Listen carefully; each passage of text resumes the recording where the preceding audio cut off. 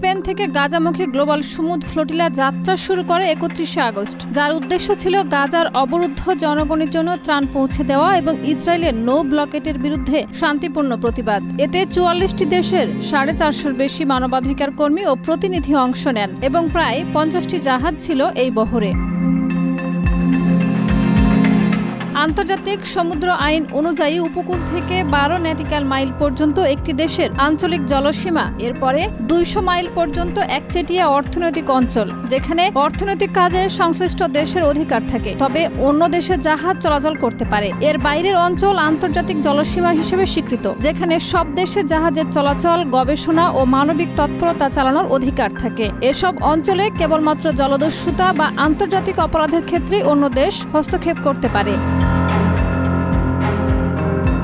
এর আগেও ২০১০ সালের ৩১ মে তুরস্কের নেতৃত্বে পাঠানো মাভি মারমারা ত্রাণবাহী জাহাজে ইসরায়েল হামলা চালিয়ে ১০ জন মানবাধিকার কর্মীকে হত্যা করেছিল, যা বিশ্বজুড়ে নিন্দার ঝড় তোলে। এবারও গ্লোবাল সমুদ্র ফ্লোটিলা একই ধরনের আন্তর্জাতিক ও ফিলিস্তিনি জলসীমা দিয়ে যাওয়ার পথে ইসরায়েলি হস্তক্ষেপে বিশ্বব্যাপী উদ্বেগ তৈরি হয়েছে।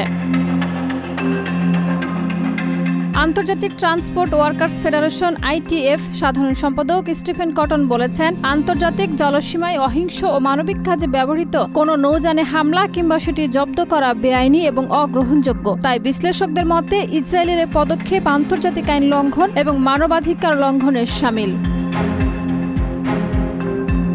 শাহিদা রুবি, মাই টিভি।